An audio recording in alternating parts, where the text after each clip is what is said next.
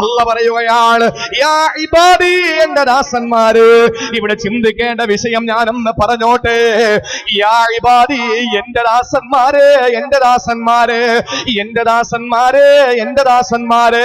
അല്ല വിളിക്കുന്ന വിളി എത്ര മനോഹരമാ! അള്ളാന്റെ വിളി എത്രയോ മനോഹരമാണ്.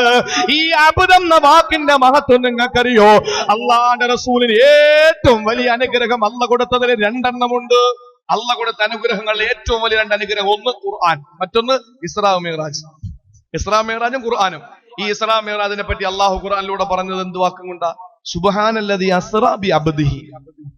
അവന്റെ അടിമയുമായിട്ട് അള്ളാഹു തആല രാപ്രയാണം നടത്തി. രണ്ടാമത് ഏറ്റവും വലിയ അനുഗ്രഹം ഖുർആനാണ്. ഈ ഖുർആൻ അള്ളാഹു തആല കൊടുത്തതിനെ പറ്റി ഖുർആൻ പറഞ്ഞത് എന്താ? അൽഹംദുലില്ലാഹില്ലദി അൻസല അലാ അബ്ദിഹിൽ കിതാബ്. അബ്ദ്, അള്ളാന്റെ റസൂലിന് ഏറ്റവും ഇഷ്ടപ്പെട്ട ഒരു വാക്ക് അബ്ദാണ്. റസൂൽ എന്ന് പറയുന്നതിനേക്കാൾ, നബി എന്ന് പറയുന്നതിനേക്കാൾ, ലോകത്തിന്റെ നേതാവെന്ന് പറയുന്നതിനേക്കാൾ റസൂലുള്ളാഹിക്ക് ഏറ്റവും ഇഷ്ടം ഒരു അടിമ എന്ന് പറയുന്നതാണ്. നമ്മളൊക്കെ ആണെങ്കിലോ സഹോദരങ്ങളെ ഒന്ന് ആലോചിച്ച് നോക്കി. നമ്മളൊക്കെ ആണെങ്കിലോ നമുക്ക് ചെയ്യുന്ന, ഒരാൾ നിസ്കരിച്ചുകൊണ്ട് നിൽക്കുകയാണ്, ആ നിസ്കരിച്ചുകൊണ്ട് നിൽക്കുന്നതിന്റെ അടുത്ത് മറ്റൊരാൾ ഇരുന്ന് ഖുർആൻ ഓതുന്നു. മൂന്നാമൻ ഹൗളിൽ നിന്ന് ഒതുവെടുത്തോണ്ട് വരുന്നു. ഒതുവെടുത്തോണ്ട് വന്ന ആള് പള്ളിക്കകത്ത് കയറിയിട്ട് പറഞ്ഞു, ഓ ഇയാൾ എപ്പോഴും നിസ്കാരമാണല്ലോ. മറ്റോ നിസ്കരിച്ചോണ്ട് നിൽക്കാൻ, ഇയാളെ എപ്പോഴും നോക്കിയാലും നിസ്കാരമാണല്ലോ. അപ്പൊ ഖുർആൻ ഓതിക്കൊണ്ടിരുന്നയാള് ഖുർആൻ മടക്കിയിട്ട് പറഞ്ഞു, ശരിയാണ്, ഞാനും ഇയാളെ കാണുമ്പോ ഒക്കെ നിസ്കാരം തന്നെയാ എന്ന് പറഞ്ഞു. അപ്പൊ രണ്ടുപേരും തന്നെ പുകഴ്ത്തി പറഞ്ഞ കണ്ടപ്പോ അയാൾ പെട്ടെന്ന് കൈ അഴിച്ചിട്ട് പറഞ്ഞു, പിന്നെ എനിക്കിന്ന് സുന്നത്ത് നോമ്പും കൂടെ ഉണ്ട്, എനിക്ക് നോമ്പും ഉണ്ടെന്ന്. അപ്പൊ രണ്ടുപേര് തന്നെ പുകഴ്ത്തി പറഞ്ഞപ്പോ തനിക്കുള്ള ഗുണങ്ങളൊക്കെ പുറത്തോട്ട് ഛർദിക്കുന്ന ഒരു സ്വഭാവമാണ് നമുക്കുള്ളത്. അല്ലേ സഹോദരങ്ങള്? നമ്മൾ എവിടെ പോയാലും നമ്മൾ വലുതാകണമെന്നുള്ള ചിന്തയാണ്. അതല്ലേ അള്ളാഹുവിന്റെ റസൂലിന് ഏറ്റവും കൂടുതൽ ഇഷ്ടം എന്തായിരുന്നു? ഞാൻ ഒരു അടിമയാണ് എന്ന് പറയുന്നതാണ് റസൂലിന് ഏറ്റവും വലിയ ഇഷ്ടം. ആ വാക്ക് അല്ലാഹു തആല ഖുർആൻ കൊടുത്തപ്പോ പറഞ്ഞ വാക്ക്, ഇസ്രാ മിഅ്റാജ് കൊടുത്തപ്പോ പറഞ്ഞ വാക്ക്, അതേ വേഡിൽ ഒരു മാറ്റവും വരുത്താതെ അല്ലാഹു തആല പാപം ചെയ്യുന്ന നമ്മളെ പറ്റിയും വിളിച്ചു. നിങ്ങൾക്ക് മനസ്സിലാകുന്നുണ്ടോ?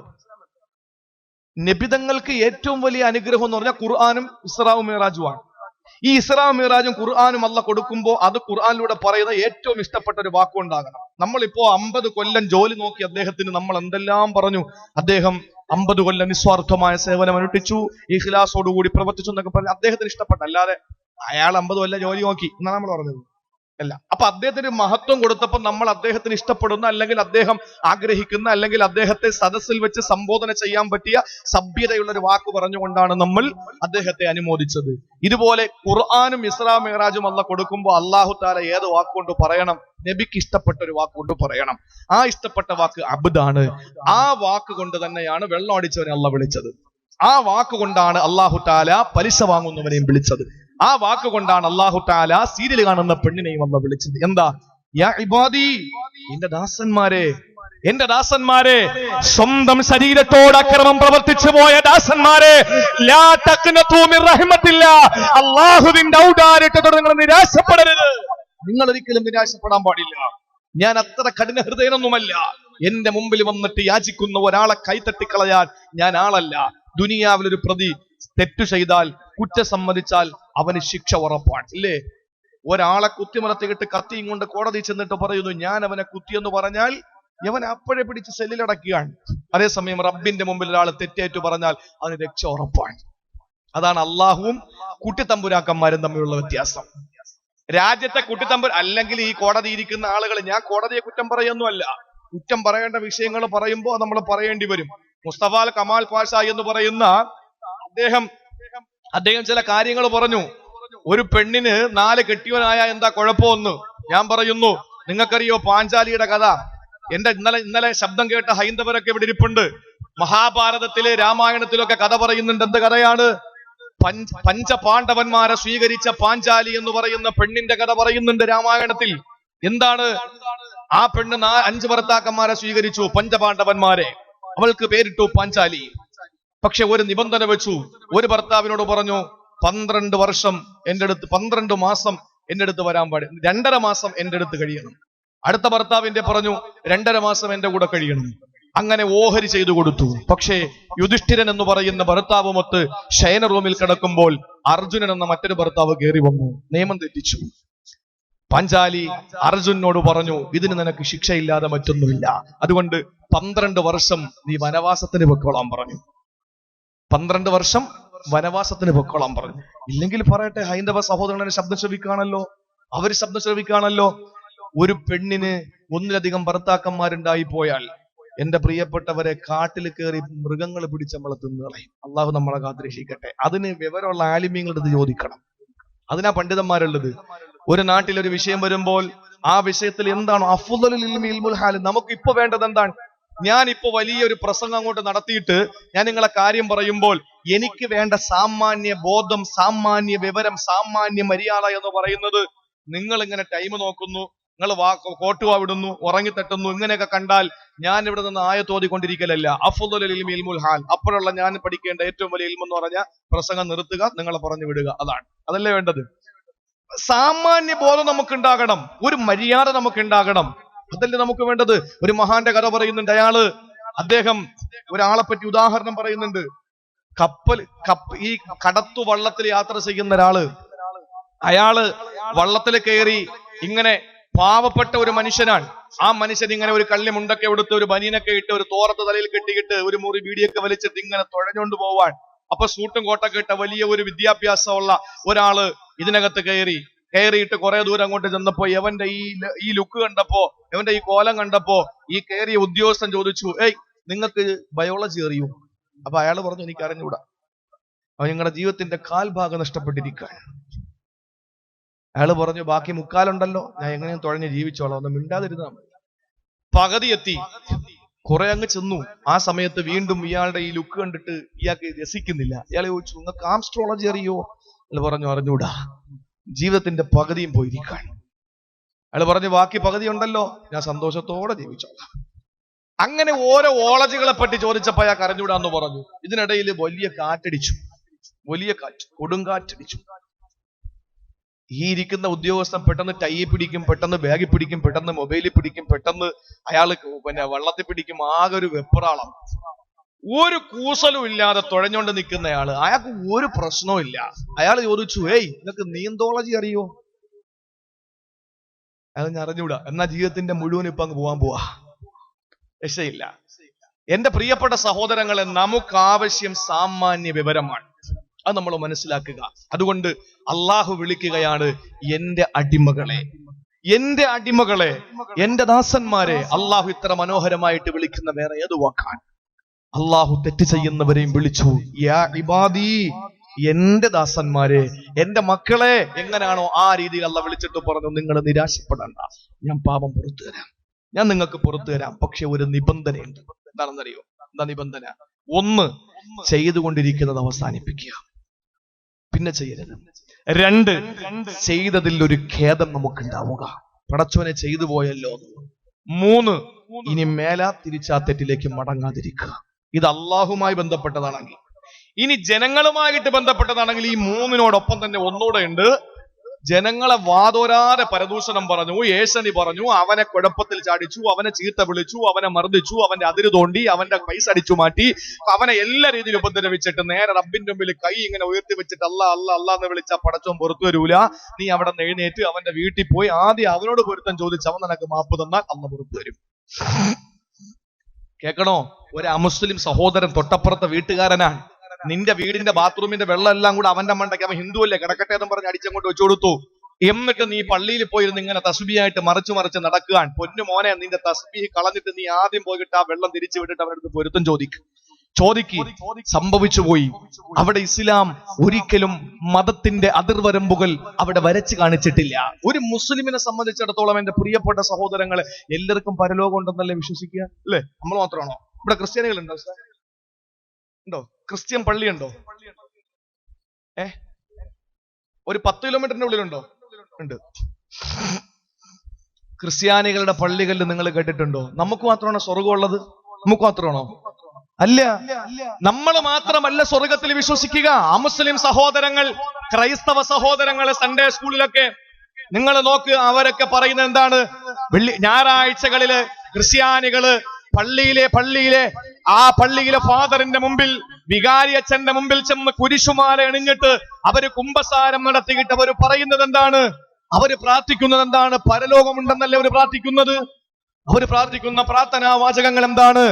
എൻ സ്വദേശം ഇവിടെയല്ല, ഇവിടെ ഞാൻ പരദേശിവാസിയാണല്ലോ, അക്കരെയാണ് എന്റെ ശാശ്വത നാട്, അവിടെ എനിക്കൊരുക്കുന്ന ഭവനമുണ്ട്.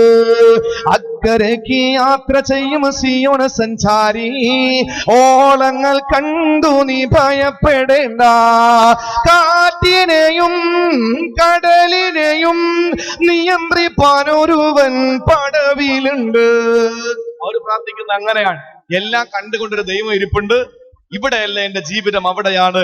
പ്രാർത്ഥന നമുക്ക് മാത്രമല്ല, അവരും പ്രാർത്ഥിക്കുന്നവരാ. പ്രാർത്ഥനയ്ക്കുത്തരം നൽകുന്നോനെ, നിന്റെ സന്നിധിയിൽ ഞാൻ വരുന്നേ. അവര് പറയുന്നതാണ്, അവര് പ്രാർത്ഥിക്കുന്നു. അവർക്കും പ്രാർത്ഥനയുണ്ട്, നമുക്കും പ്രാർത്ഥനയുണ്ട്. സ്വർഗം അവർക്കുമുണ്ട്, നമുക്കുമുണ്ട്. അവര് പറയും, കേൾക്കണേ എന്റെ പ്രാർത്ഥന, നൽകണേ യാചന. അവര് പറയും, ഞങ്ങളുടെ ദുആ, ഞങ്ങളുടെ പ്രാർത്ഥന, യാചന ഒന്ന് സ്വീകരിക്കണേ എന്ന് പറഞ്ഞിട്ട് അവര് ദുആ ചെയ്യുമ്പോൾ നമ്മളും ദുആ ഇറക്കുന്നു. ഹൈന്ദവര് ഞാൻ ഇന്നലെ പറഞ്ഞതുപോലെ ഓം സദോമാം സദ്ഗമയ തമസോമാം ജ്യോതിർഗമയ മൃത്യോമാം അമൃതം ഗമയ. എന്താ ഹൈന്ദവ സഹോദരങ്ങൾ കേൾക്കല്ലേ? ഓം സദോമാം സദ്ഗമയ തമസോമാം ജ്യോതിർഗമയ മൃത്യോമാം അമൃതം ഗമയ. ഓം ശാന്തി, ഓം ശാന്തി, ഓം ശാന്തി. ഓംകാര പ്രാർത്ഥന. അസത്യത്തിൽ നിന്ന് സത്യത്തിലേക്ക് ഞങ്ങളെ കൈപിടിച്ചു നിർത്തണേ ഈശ്വര. അധർമ്മത്തിൽ നിന്ന് ധർമ്മത്തിലേക്ക് ഞങ്ങളെ കൈപിടിച്ചു നിർത്തണേ ഈശ്വര. അനീതിയിൽ നിന്ന് നീതിയിലേക്ക്, ഇരുളിൽ നിന്ന് വെളിച്ചത്തിലേക്ക് ഞങ്ങളെ ഒന്ന് കൈപിടിച്ചു രക്ഷിക്ക് ഈശ്വര എന്ന് ഹൈന്ദവ സഹോദരങ്ങൾ ഓംകാര പ്രാർത്ഥനയിൽ അവർ പ്രാർത്ഥിക്കുമ്പോൾ ക്രിസ്ത്യാനികൾ പ്രാർത്ഥിക്കുന്നു, സ്വർഗനാട്ടിലൻ പ്രിയൻ തീർത്തിടും സ്വന്ത വീട്ടിൽ ചേർന്നിടുവാൻ മമകാന്തനെ ഒന്ന് കാണുക ദിനം കാത്തു പാത്തിടുന്നു എന്ന് പറഞ്ഞാൽ, ഞാൻ ദൈവത്തെ കാണാൻ വേണ്ടി ആഗ്രഹിച്ചിരിക്കാൻ. നമ്മളാണെങ്കിലോ അല്ലാഹുമ്മ അജ്ർനാ മിനന്നാർ, അല്ലാഹുമ്മ റബ്ബനാ തഖബ്ബൽ മിന്നാ. അല്ലാഹുവേ, ഞങ്ങളുടെ ദുആ സ്വീകരിക്ക്, ഞങ്ങളെ നരകത്തിൽ നിന്ന് രക്ഷപ്പെടുത്ത്, ഞങ്ങളെ ഇരുളിൽ നിന്ന് വെളിച്ചത്തിലേക്ക് കൊണ്ടുപോവാ. എല്ലാ മതങ്ങളും പറയുന്ന ഒന്ന് തന്നെയാണ്. എല്ലാവരുടെയും രക്തം ചുവപ്പ് തന്നെയാണ്, എല്ലാവരുടെയും നാവ് തന്നെയാണ് രുചി അറിയിക്കുന്നത്, എല്ലാവരുടെയും കണ്ണ് തന്നെയാണ് കാഴ്ച അറിയിക്കുന്നത്, എല്ലാവരുടെയും ശ്രവണപുടങ്ങൾ തന്നെയാണ് കേൾവി അറിയിക്കുന്നത്, എല്ലാവരുടെയും ശരീരത്തിന്റെ തൊലി തന്നെയാണ് സ്പർശനശേഷി അറിയിക്കുന്നത്. പിന്നെ എവിടെയാണ് എന്റെ പ്രിയപ്പെട്ടവരെ അവരുടെ വിശ്വാസം? ചിലർ വിശ്വസിക്കുന്നു ഇന്നതാണ് ശരി, ചിലർ വിശ്വസിക്കുന്നു ഇന്നതാണ് ശരി, ചിലർ വിശ്വസിക്കുന്നു ഇന്നതാണ് ശരി. എന്തിനാണ് തമ്മിലടിക്കുന്നത്? മതങ്ങൾ മനുഷ്യനെ അടുപ്പിക്കാനാണ്, അടിപ്പിക്കാനല്ല. അത് മനസ്സിലാക്കുക. അതുകൊണ്ട് ഞാൻ അറിഞ്ഞെടുത്തോളം കണ്ണൂർ ജില്ലയാണ്, എന്തു പറഞ്ഞാലും പേടിക്കേണ്ട ജില്ലയാണ്. പക്ഷേ ഞാൻ ഈ നാടിനെ പറ്റി മുഴുവനായിട്ടൊന്ന് പഠിച്ചു. ഈ നാട്ടിൽ ഹൈന്ദവനും ക്രിസ്ത്യാനിയും മുസൽമാനും സന്തോഷത്തോടെ കഴിയാൻ അള്ളാഹു നിലനിർത്തി തന്ന് അനുഗ്രഹിക്കുമാറാവട്ടെ. ഇവിടെ ഏതെങ്കിലും ഒരു മുസ്ലിം വീണുപോയാൽ, പള്ളിയിൽ നിന്നിറങ്ങുമ്പോൾ ഒരു മുസ്ലിം തളർന്നു വീണാൽ, അമ്പലത്തിൽ പോകുന്നവന് വണ്ടി എടുത്തുകൊണ്ടിട്ട് പോകണം. അമ്പലത്തിൽ പോയിട്ട് വരുന്നവന് മറിഞ്ഞു വീണാൽ ചർച്ചിൽ നിന്ന് ഇറങ്ങി വരുന്നവൻ രക്ഷപ്പെടുത്തണം. അങ്ങനെയാണ് മനുഷ്യന്. പിന്നെ പരലോകത്ത്, ഇവിടെ എല്ലാവർക്കും ഒരുപോലെ, പരലോകത്ത് നല്ലതാര് ചെയ്തു അവരവരുടെ വിശ്വാസം അവരവരുടെ രക്ഷിക്കും. എന്റെ പ്രിയപ്പെട്ട സഹോദരങ്ങളെ, ഇസ്ലാം പറയുന്നു ഇസ്ലാമാണ് ശരിയെന്ന്. കാരണം അള്ളാഹുവിന്റെ ആയത്തുകളും ഹദീസുകളും റസൂലുള്ളാഹിന്റെ ഹദീസുകളും മുൻനിർത്തിയിട്ട് നമുക്ക് വിശദീകരിക്കാൻ കഴിയും. അതുകൊണ്ട് എന്റെ പ്രിയപ്പെട്ട സഹോദരങ്ങളിലേക്ക് പറയാനുള്ളത്, തമ്മിലടിക്കാതെ ഈ ഒരു മതേതരത്വം, ഈ ഒരു പരസ്പരമുള്ള സാഹോദര്യം അത് നിലനിർത്തണം. അള്ളാഹു തൗഫീക്ക് നൽകി അനുഗ്രഹിക്കുമാറാവട്ടെ. അത് നമ്മുടെ പ്രിയപ്പെട്ട മക്കളിലൂടെ പകർന്നു കൊടുത്ത് നാളെ ഏറ്റവും വലിയ മതേതരത്വത്തിന്റെ നിലയ്ക്കാത്ത ശബ്ദമായി കാങ്കോൽ എന്ന് പറയുന്ന ചെറിയ ഒരു ഗ്രാമം മാറി ഈ ജില്ലക്ക് തന്നെ ഒരു വലിയ നഷ്ടപ്പെട്ടു പോയ പേരുദോഷത്തിന്റെ ഒരു പേര് തിരിച്ചുവരവിനുള്ള ഒരു രംഗം നമ്മളാൽ ഉണ്ടാക്കിയെടുക്കണം. അള്ളാഹു തൗഫീക്ക് നൽകി അനുഗ്രഹിക്കുമാറാവട്ടെ. എന്റെ സഹോദരങ്ങളെ, ഈ വലിയൊരു മഹാൻ മരിക്കാൻ കിടക്കുകയാണ്. ഞാൻ ചുരുക്കുന്നു, സമയം ഇനി 5 മിനിറ്റ് പ്രസംഗത്തിന് എനിക്കുള്ളൂ. മരിക്കാൻ കിടക്കുകയാണ്. ആ സമയത്ത് അന്നത്തെ ഖലീഫ ഉസ്മാൻ റളിയല്ലാഹു അൻഹു സക്കറാത്തിന്റെ ഹാലിൽ കിടക്കുന്ന ഇബ്നു മസ്ഊദ് തങ്ങളെ കാണാൻ വേണ്ടി പോയി. ഇനി നിങ്ങൾ ശ്രദ്ധയോടെ കേട്ടോളി. ഇബ്നു മസ്ഊദ് റളിയല്ലാഹു തആല അൻഹു സക്കറാത്തിന്റെ ഹാലിലാ. ആ സമയത്ത് ആ നാട്ടിലെ ഖലീഫ ഉസ്മാൻ ഇബ്നു അഫ്ഫാൻ റളിയല്ലാഹു അൻഹു കാണാൻ ചെല്ലുകയാണ്. അവിടേക്ക് ചെല്ലുന്ന സമയത്ത് സക്കറാത്തിന്റെ ഹാലിലാ കിടക്കുന്നത്. ആ സമയത്ത് ഉസ്മാൻ തങ്ങൾ ഖലീഫയല്ലേ വന്നിട്ട് ചോദിക്കുകയാണ്, അല്ലയോ ഇബ്നു മസ്ഊദ്, നിങ്ങൾ മരിക്കാൻ കിടക്കുകയല്ലേ, വല്ല ആഗ്രഹവും നിങ്ങൾക്കുണ്ടോ? എന്തെങ്കിലും ആഗ്രഹം നിങ്ങൾക്ക് പറയാനുണ്ടോ? ആ സമയത്ത് ഇബ്നു മസ്ഊദ് പറഞ്ഞെന്നറിയോ? മരിക്കാൻ കിടക്കുന്ന ഇബ്നു മസ്ഊദിന്റെ ആഗ്രഹം പറയുകയാ, ഇന്ന് മക്കളുടെ മുമ്പിൽ, മരുമക്കളുടെ മുമ്പിൽ, പേരക്കുട്ടികളുടെ മുമ്പിൽ, അരിയന്മാരുടെ മുമ്പിൽ, കുടുംബക്കാരുടെ മുമ്പിൽ, തറവാട്ടിൽ കിടക്കുന്ന ഉപ്പാ മരണവുമായി ബന്ധപ്പെട്ട് കാലുകാലോട് മുട്ടിയുരുമുമ്പോ, കണ്ണിനോട് സലാ പറയുമ്പോ, ഈ ലോകത്തുള്ള ജീവിതം പൂർത്തിയാക്കിയിട്ട് പരലോകത്തിന്റെ പ്രഥമ കവാടമായ ഖബറിലോട്ട് പോകോ നീ തയ്യാറെടുത്ത് കിടക്കുമ്പോ നിന്നോട് ചോദിക്കുകയാണ്, എന്താഗ്രഹമാ നിനക്കുള്ളതെന്ന് ചോദിച്ചാ നിന്റെ തൊണ്ടക്കൊടികൾ ആത്മാവെത്തുമ്പോൾ നിനക്കെന്ത് പറയാനാ പെങ്ങളെ, എന്ത് പറയാനാ? ഇവിടെ ഇബ്നു മസ്ഊദിന്റെ ചാരത്ത് വന്നിട്ട് ചോദിക്കുകയാണ്, എന്താഗ്രഹമാണ് നിങ്ങൾക്കുള്ളതെന്ന് ചോദിക്കുമ്പോ ഇബ്നു മസ്ഊദ് പറയും, എനിക്ക് ഒരേ ഒരു ആഗ്രഹമേ ഉള്ളൂ, അത് അല്ലാഹുവിന്റെ കാരുണ്യമാണ്, പടച്ചോന്റെ കാരുണ്യമാണ്, എന്റെ നാടന്റെ ആ കാരുണ്യമാണ് ഞാൻ കൊതിക്കുന്നത്. ചോദിച്ചു രണ്ടാമത് ചോദിക്കുകയാണ്, നിങ്ങൾക്ക് എന്തെങ്കിലും വിഷമമുണ്ടോ, ദുഃഖമുണ്ടോ, എന്തെങ്കിലും പരിഭവമുണ്ടോ, എന്തെങ്കിലും പ്രയാസമുണ്ടോ? ആ സമയത്ത് ഇബ്നു മസ്ഊദിന്റെ മറുപടി എന്തെന്നറിയോ? ഉണ്ട് ഉസ്മാൻ തങ്ങളെ, എനിക്കൊരേ ഒരു ദുഃഖമേ ഉള്ളൂ. എന്ത് ദുഃഖമാണ്? ഉസ്മാൻ തങ്ങളോട് പറയുകയാണ്, നിറഞ്ഞൊഴുകുന്ന കണ്ണുകളാ, കണ്ണുനീരുട്ടുള്ളികളെ ചാലറ്റ് കവിൾത്തടത്തിലൂടെ ഒഴുകുകയാ. ഇബ്നു മസ്ഊദ് പറയുന്നു, ഉസ്മാൻ തങ്ങളെ, എന്റെ ദുഃഖം എനിക്ക് ഒരേ ഒരു വിഷയത്തിലേ ഉള്ളൂ, അത് ചെയ്തു പോയ പാപങ്ങളില്, ഞാൻ ചെയ്ത പാപങ്ങളും ഞാൻ എന്റെ ഖബറിന്റെ ഉള്ളിൽ ഒറ്റയ്ക്കല്ലേ, അതുകൊണ്ട് ഞാൻ വല്ലാതെ പേടിക്കുകയാണ്. ആ സമയത്ത് ഉസ്മാൻ തങ്ങളുടെ കീശയിൽ കിടന്ന കുറച്ച് സ്വർണ്ണാഭരണം എടുത്ത് ഇബ്നു മസ്ഊദിന്റെ നേരെ നീട്ടിയിട്ട് ചോദിക്കുകയാണ്, ഇബ്നു മസ്ഊദ്, നിങ്ങൾ ഇന്നേ വരെ ബൈത്തുൽ മാലിൽ നിന്നും ഒന്നും പറ്റിയില്ലല്ലോ, നിങ്ങളൊന്നും ഇന്നേ വരെ സ്വീകരിച്ചില്ലല്ലോ, ഇന്ന് വരെ ഒരു നയാ പൈസ പോലും നിങ്ങൾ സ്വീകരിച്ചില്ലല്ലോ, അതുകൊണ്ട് ഇത് നിങ്ങൾക്ക് ഇരിക്കട്ടെ എന്ന് പറഞ്ഞപ്പോ ഇബ്നു മസ്ഊദ് പറയുകയാണ്, തൊണ്ട പൊട്ടിപ്പിടിച്ച് കഴുത്ത് പൊട്ടിപ്പിടിച്ചിട്ട് പറയുകയാണ്, ആത്മാവ് വിട പറയാനെടുത്തിരിക്കുന്നു, ഉസ്മാൻ തങ്ങളെ, എനിക്കെന്തിനാണ് പൈസ, എനിക്കെന്തിനാണ് പൈസ? പക്ഷേ കാങ്കോളിലെ മുസ്ലിമേ, നിനക്കത് പറയാൻ പറ്റുമോ? അല്ലാഹു പറഞ്ഞു, അൽഹാകുമുത് തകാസുർ, അൽഹാകുമുത് തകാസുർ, അൽഹാകുമുത് തകാസുർ. നിങ്ങളുടെ പെരുമ നടിക്കല്, നിങ്ങളുടെ പെരുമ പറയല്, നിങ്ങൾക്ക് അവിടെ സ്ഥാപനമുണ്ട്, എസ്റ്റേറ്റ് ഉണ്ട്, ബംഗ്ലാവ് ഉണ്ടെന്ന് പറയല് നിങ്ങളെ നശിപ്പിച്ചിരിക്കുകയാണ്. ഏതുവരെ നിങ്ങൾ പറയൂ,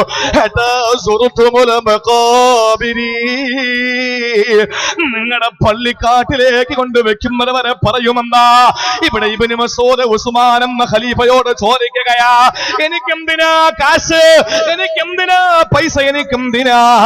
കാരണം ഞാൻ മരിക്കാൻ പോവുകയല്ലേ. ഉസ്മാൻ തങ്ങൾ പറഞ്ഞു, നിങ്ങൾക്കത് ഉപകാരപ്പെടില്ലെന്നിരിക്കാം, പക്ഷെ നിങ്ങളുടെ പെൺമക്കൾക്ക് ഉപകാരപ്പെടും, നിങ്ങളുടെ പെൺമക്കൾക്ക് ഇത് ഉപകാരപ്പെടും, അതുകൊണ്ട് ഈ പൈസ കുറച്ച് നിങ്ങൾ പിടിച്ചോളി. ആ സമയത്ത് ഇബ്നു മസ്ഊദ് റളിയല്ലാഹു അൻഹു ചങ്കൂറ്റത്തോടെ പറഞ്ഞു, ഉസ്മാൻ തങ്ങളെ, എനിക്കെന്റെ പെൺമക്കളുടെ വിഷയത്തിൽ വേവലാതിയില്ല, എനിക്കെന്റെ പെൺമക്കളുടെ വിഷയത്തിൽ ആവലാതിയില്ല, എനിക്കെന്റെ പെൺമക്കളുടെ വിഷയത്തിൽ ഒരു ഭയം തെല്ലുമില്ല, എനിക്കെന്റെ പെൺമക്കളുടെ വിഷയത്തിൽ യാതൊരു പ്രയാസവും ഇല്ല.